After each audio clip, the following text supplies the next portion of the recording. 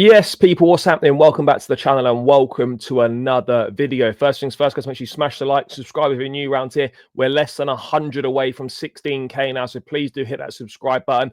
And as always, leave your thoughts in the comments below. And before we dive into today's video, people, just to remember, quick reminder, make sure you check out Jersey's FC Soccer Shop. Link is in the description. Use code BLUEBROTHER for 20% off your Chelsea kits and free shipping. You can get names, numbers, patches, whatever you want.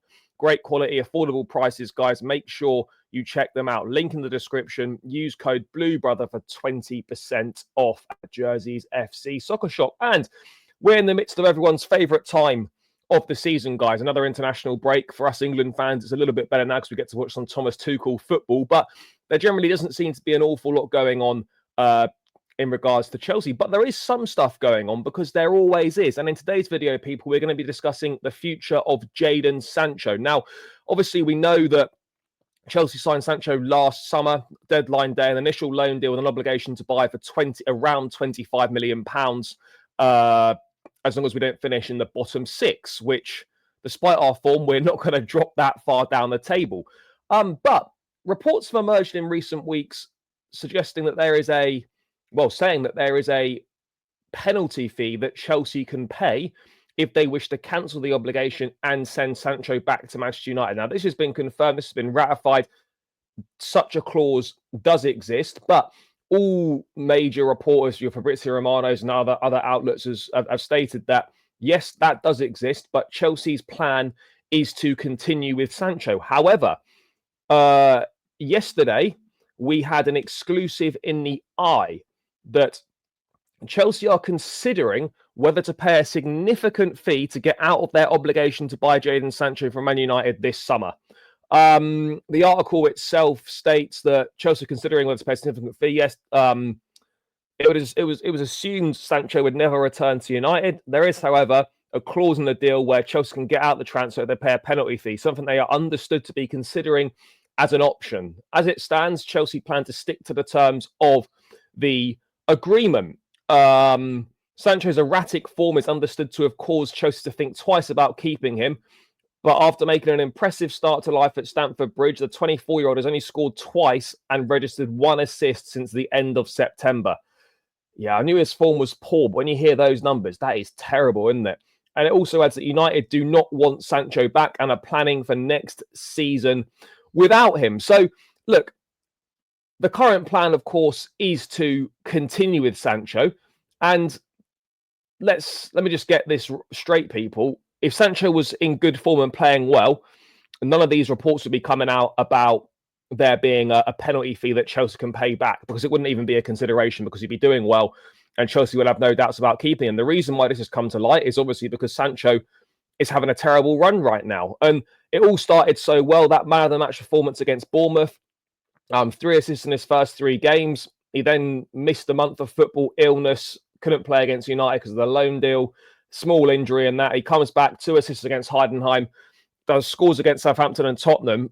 Since then, he's been woeful, absolutely awful. And Sancho is one of those players that if the whole team's playing well, he plays well. But if you need him to step up when others aren't performing, he just doesn't do that. And I like Jadon Sancho. I think there's immense talent there. But the problem is that when you look at Sancho's career, United, Dortmund, etc., and now Chelsea, the only time he excels is when he plays in a system that's got loads of passing options. You know, Sancho is a classic pass and move type of player. He always needs others around him. He needs that overlapping fullback for an option. He needs loads of passing options. You know, there's absolutely no point in having him wide with no one near him, having him wide and he's isolated, you know. So this is where I take a look at the manager here. And I'm thinking, yes, you're limited with options. Madueke's out. You've got to play Neto through the middle. Mudrik's obviously missing and whatnot. So you are limited in those wide areas. But you either play the Sancho strengths or you bench him in games where you actually need a proper out-and-out wide winger. You know, that's the reality of the situation here. He's not a touchline winger like a Madueke. You know, and he excelled at Dortmund because he was a pass and move player, and there were loads of passing options for him all the time. And, you know, when Jackson comes back into the team, you know, that should make a little bit of a difference potentially. But, you know, most wingers need passing options. But yeah, you know, it's not looking good for him. It isn't looking good for Sancho. And I have to be honest, I wouldn't even be at all surprised if Chelsea decided to pay the fee and send him back. It says significant fee.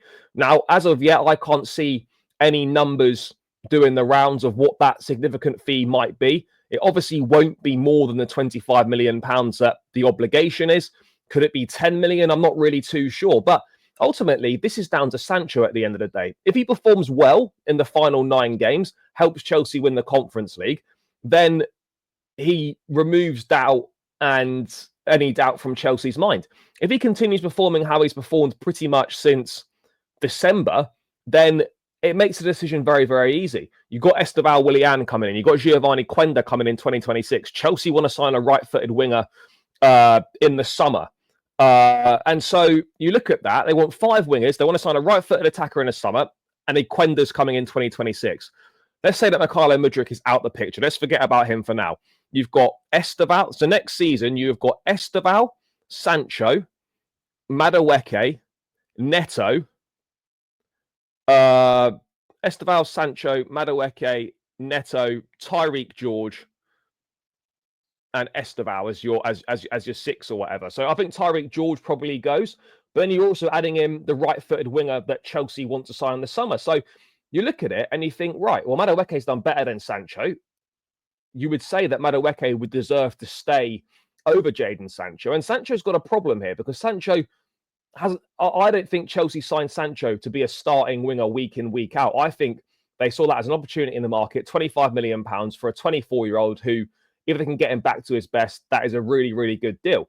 The reality is it's proving very, very difficult to get Sancho back to his best. But it was probably worth doing the deal for the money that we're talking about. But Sancho is battling it out with Madueke and Mudryk pending the outcome of his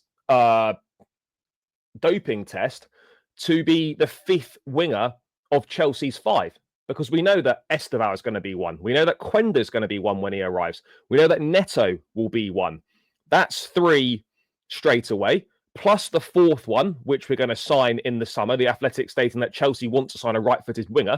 Then for that 5th spot, you've got Sancho, Madueke, Mudryk if he comes back, and Tyreek George. You've got 4 people going for that 5th spot.